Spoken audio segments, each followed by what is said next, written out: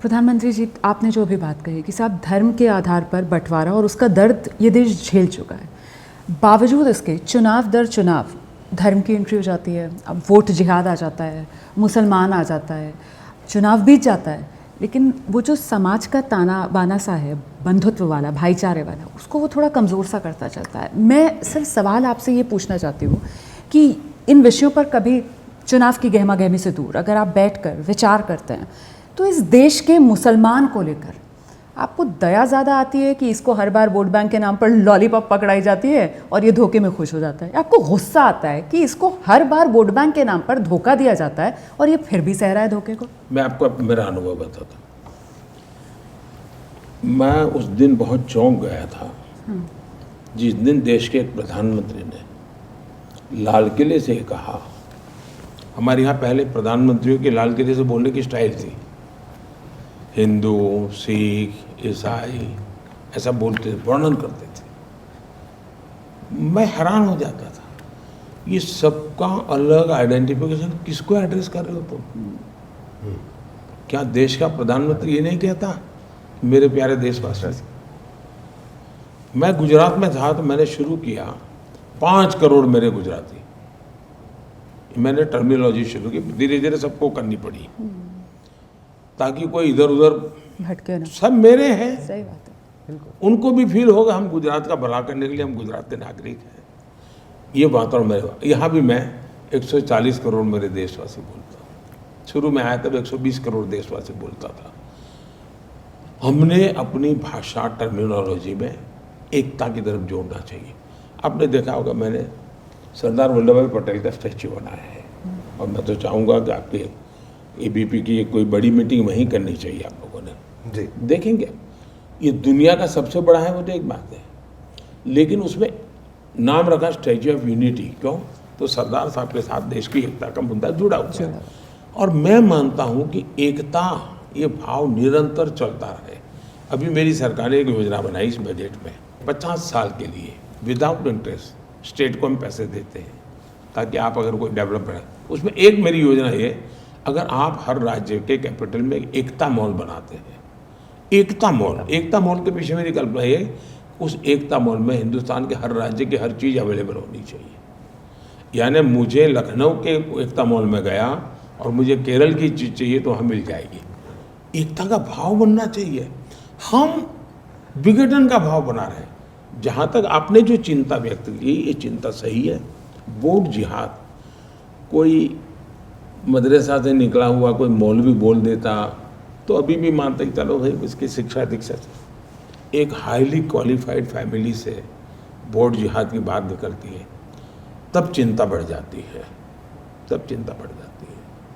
कि ये गलत रास्ते पे जा रहा है, ये ऐसा होना नहीं चाहिए। कोई छोटे मोटे लोग इधर उधर बोलने वाले कहीं पर भी मिल जाएंगे तो मैं उनके लिए शिकायत नहीं करता। और शाही परिवार के निकट परिवार, हाईली क्वालिफाइड फैमिली, उसने ये रास्ता अपनाना ये चिंताजनक है।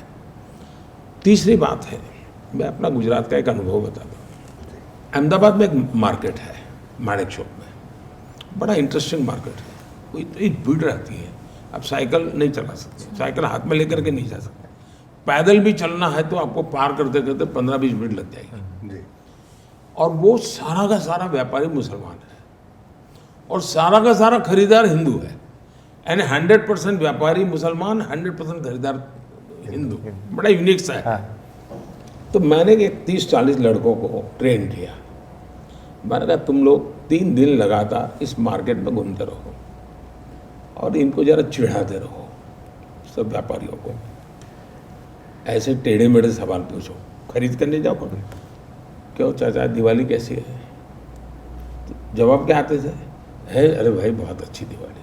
फिर चिढ़ाओ जरा, अरे ये राक्षस बैठा है और तुम्हारी दिवाली ठीक है, मोदी बैठा है यहाँ, तुम क्या बात करते हो? मोदी के खिलाफ मत बोलो, इसकी माँ को पता चलेगा ना मुझे हमको खाना नहीं मिलेगा।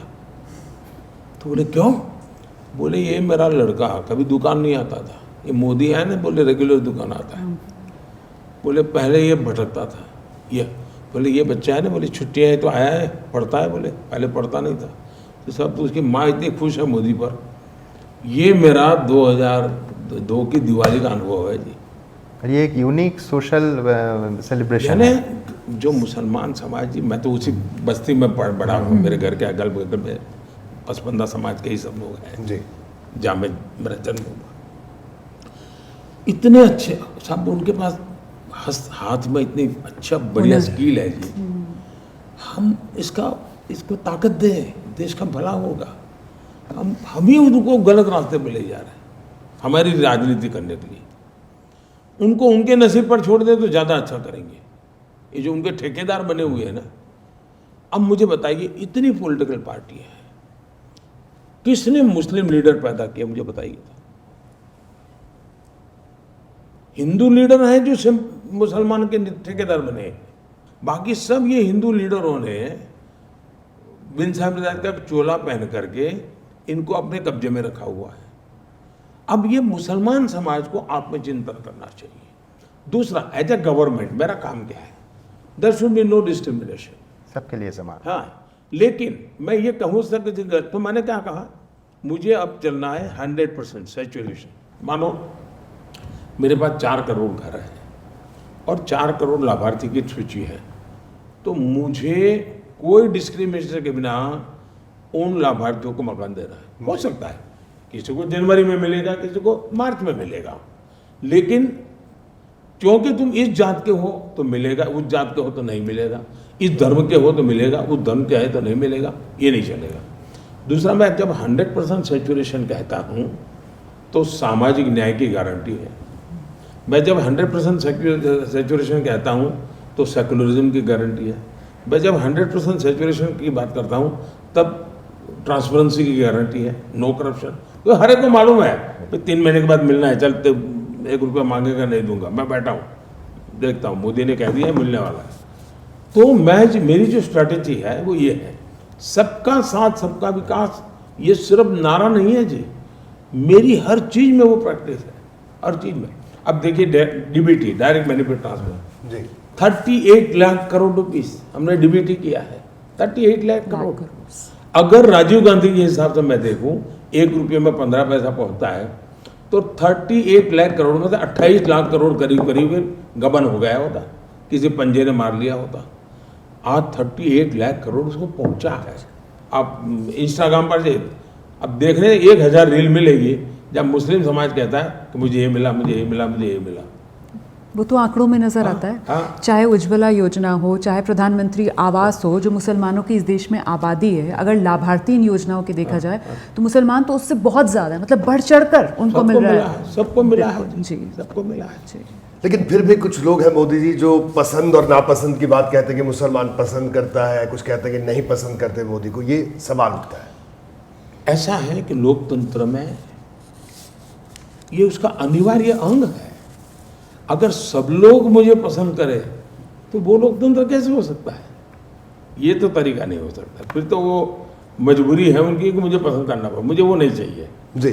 जिस दिन वो कन्विंस हो जाए, जिस दिन उनको लगे कि हाँ यार हमारा भविष्य इसमें है। दूसरा, मुसलमान को भी समझना हो देश के भविष्य के साथ उसका भविष्य जुड़ा हुआ है। वो ये माने कि देश डूब जाएगा और बच जाएगा, वो होने वाला नहीं है जी। और देश बनेगा और मुझे घर बैठे मिल जाएगा तो एक स्थिति आएगी कि शायद न भी मिले, क्योंकि जो रुपये को खींचता है जी। जो भी आगे निकल जाएगा। और इसलिए मैं उनको कहता पढ़ाओ भाई, बच्चों को पढ़ाओ, अवसर है। तुम मौका खो रहे हो फिर रह जाओगे जी। तुम्हारा काम है इसलिए मैंने एक मेरा बहुत पहले 2013 के इंटरव्यू, मैंने कहा एक हाथ में कुरान हो मुझे इतना नहीं, लेकिन एक हाथ में कंप्यूटर होना चाहिए। जी बिल्कुल। मुझे उनका भविष्य बनाना है, वो पीछे रह जाएंगे, मुझे दर्द है जी। दुनिया बहुत तेजी से आगे चली जाएगी और ये इसकी हमें चिंता कर। और मुझे बताइए साहब, कोई देश 10% का हो, 12%, जो भी हो, अलग अलग लोग आंकड़े बताते हैं, वे अगर अविकसित रह जाए, वे अगर समृद्ध ना हो तो मेरा देश समृद्ध हो सकता है क्या? आपका शरीर है, वजन अच्छा है, ऊंचाई अच्छी है, सब मजबूत है, लेकिन एक हाथ जी नहीं है, अच्छे काम नहीं करता है, उसको स्वस्थ माना जाएगा क्या? सभी अंग स्वस्थ होने चाहिए। तो ये भी मेरे देश का एक महत्वपूर्ण अंग है। अगर वो अस्वस्थ होगा मेरा देश कैसे स्वस्थ हो सकता है जी? जी।